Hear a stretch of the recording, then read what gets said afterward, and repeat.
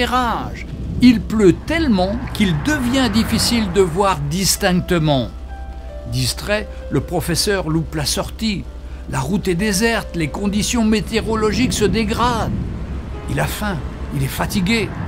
Il se met alors en quête d'un endroit où il pourrait s'arrêter, manger et se reposer. Il aperçoit une petite maison. Il frappe à la porte. Une belle jeune femme vient lui ouvrir.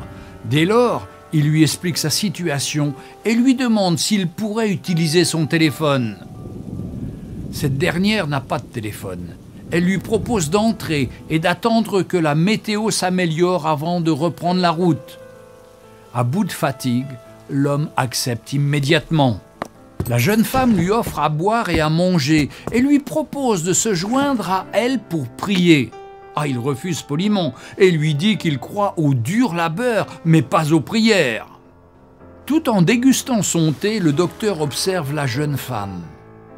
Assise à côté d'un berceau, celle-ci prie avec ferveur. L'homme est intrigué, il s'approche et l'interroge. À qui appartient ce bébé? Que peut-elle demander à Dieu? Dieu daigne-t-il l'aider? La jeune femme lui explique alors qu'il s'agit de son fils et qu'il a le cancer. Dans son entourage, nombreux sont ceux qui lui ont suggéré de consulter un certain docteur Harrison. Malheureusement, les honoraires de ce spécialiste sont très élevés. Elle n'a pas les moyens de le payer. Elle termine son explication en ajoutant que Dieu n'a pas encore répondu à ses prières. Mais elle a la ferme conviction qu'un jour, Dieu va frayer un chemin pour la solution à ce problème. Par conséquent, elle refuse de laisser la peur prendre le dessus sur sa foi. Stupéfait sans voix, des larmes inondent le visage du docteur Harrison. « Dieu est grand !» s'écrie-t-il avec émotion. Il entame alors le récit détaillé des événements qui l'ont conduit jusqu'à elle. Toutes ces choses sont arrivées pour que Dieu réponde à la prière de l'un de ses enfants.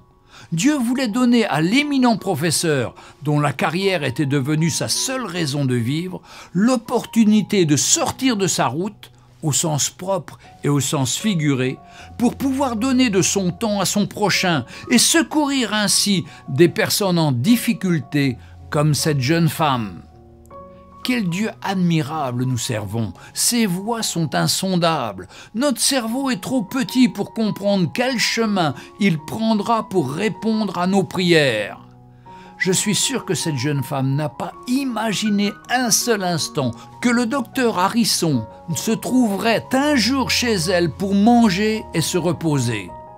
Cette histoire me rappelle beaucoup celle d'Élie et de la veuve dans la Bible. Dieu ne répond peut-être pas à nos prières selon nos voies, mais il a ses voies à lui, et il répond. Si nous comparons nos vies à un théâtre, nous pourrions voir combien derrière le décor, tel un metteur en scène, Dieu notre Créateur fait bouger les choses, les êtres humains, le temps, les circonstances, et ce, afin que toute chose concourt pour notre bien. Je veux conclure en rappelant quelle a été l'attitude de la jeune femme dans sa situation. Elle a dit au docteur Harrison que Dieu n'avait pas encore répondu à ses prières, mais qu'elle avait la ferme conviction qu'il allait trouver un chemin pour lui répondre et qu'elle ne laisserait jamais la peur prendre le dessus sur sa foi. Quelle belle attitude lorsqu'on est dans l'attente de Dieu. Son budget était restreint, mais elle n'a pas hésité à donner à manger et à boire à cet homme. À la fin, Dieu a orchestré une connexion divine. Il a été fait à cette femme selon sa foi. Puisse Dieu nous aide à développer une telle attitude en toutes circonstances. Ne nous arrêtons jamais de faire confiance à Dieu. Ne nous arrêtons jamais de croire au-delà de toute espérance, même quand tout autour de nous nous pousse à abandonner. Gardons la foi. Tout est une question de foi dans le Seigneur Jésus.